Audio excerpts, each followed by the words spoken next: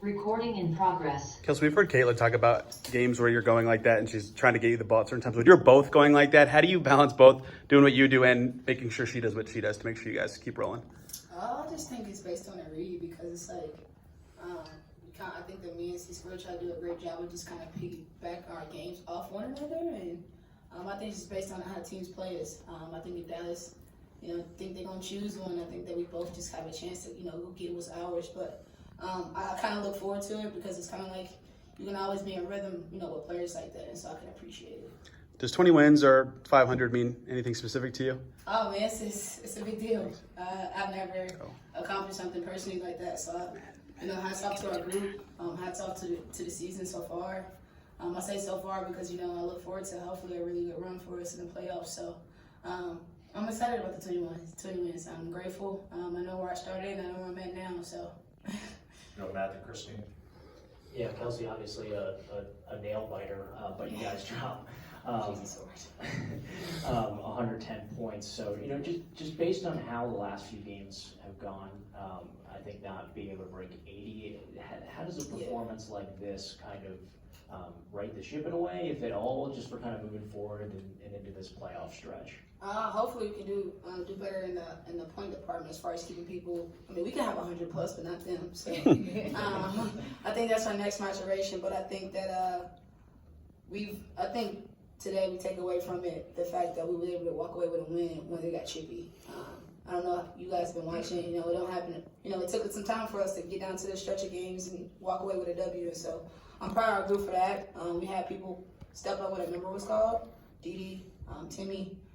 The list goes on, and so you can appreciate our group as a whole because I think it's going to be like that in the playoffs for sure. Christine and Scott. Kelsey, how do you make Caitlyn better, and how does Caitlyn make you better? Oh man, I just think that our pace alone is, not a lot of people want to play fast, and so you can grow to appreciate it with a young BG. I get the best of both worlds. She's young, and she likes to play fast, so I can appreciate it. I think that our pace though can set us up for a lot of different stuff. And I think, alone our ability and our own individual talents to make everything better. But I think the fact that we want to play up-tempo, and it's a shift from what you usually see from teams, I think we set ourselves apart. And so it kind of makes us both stand out. Scott and Chloe. Do you two have a nickname yet? Oh, no, not yet. We'll figure out one. C-squared and something else maybe. I don't know yet. Maybe I'll find something and let me know. And as you're coming off the court, you have all these emotions, right, of clinching the 6th spot and all the things you discussed earlier. What kinds of things are racing through your mind after all you've been through? Oh, man, I think for me, it's like me individually, it's like you can't get complacent.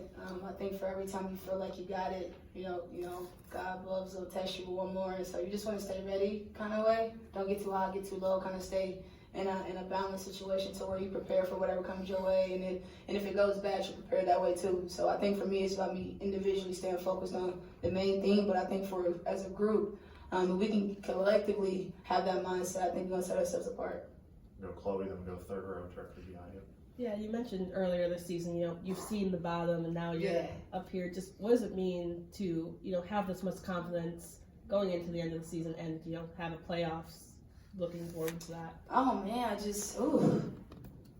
shout out to the process. I think that the process is something that you take for granted.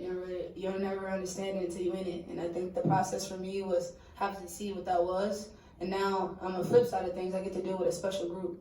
And so I'm very grateful to be able to do it with such a young and vibrant group. And I think that for us, the sky's the limit because no one thought we'd be here. And so now we get to take it a step further. Third row there, we got two in the third row. Hi, Tasha Jones with the Indianapolis Recorder. Tonight, congratulations on the 20 wins. Tonight was a bucket breaker. 3 people had scored. Yeah. You scored over 750 points in a single season, being number 10th place. And Caitlyn is the 11th place with over 750, and Wale scored over 4,000 points today. How did that feel in regards to breaking records, winning, and going over to the next level?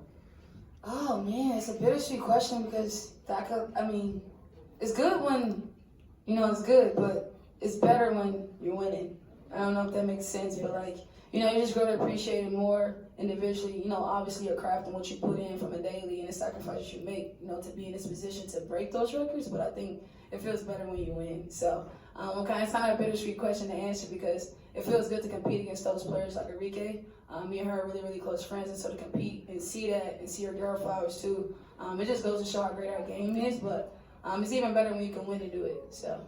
We got one more in the third row, then we'll go to Zoom. Yes, Sabrina Hoover, WMU. You know, Caitlyn Clark talked about just seeing all like the younger kids with their jerseys on, just like the last names. What is your perspective seeing those kids in the crowd, just with your jersey, just cheering your name? I get really excited. I'm kid friendly. I have more fun than them at like the museums and stuff like that. Don't take me to the museum, so I get appreciated because I get a chance to know what the future is. You know, it's might go over a lot of people's head, but they are the future, and so you have to invest and get to know who they are as fans, as young kids. But more importantly, as future hoopers, hopefully, we want the young boys and the young girls to come and see us and hopefully get a vision of what they want. And so I'm excited to be able to portray that. Hopefully, they can use us as a resource in the long run. Last one on Zoom, Mike Opel. Mike, go ahead. Yeah, thank you. Kelsey, forgive me for asking this after a game with so much offense, but obviously defense has been a big part of your game, and your teammates have talked a lot about that. Sometimes it can be almost hidden because you're such a great offensive player, but how much, I guess, pride have you taken, and what are the ways you think you have gotten to be a better defensive player, and how will that help, going forward for the rest of this season? Oh, it's crazy you say that. I think it's an underrated thing to say, but defense can fuel my offense based on how I play and who I am. I like to get downhill, and I know that I can do those kinds of things once I'm in transition. But to get that drag to stop. And so I've taken pride in kind of like being in passing lanes and just being aggressive and greedy. Coach has appointed me some of the best players to guard in this league, and I try to take pride in them because I know they're going to make me better. And I want to, if I can be limitless in every aspect of my game, I want to be.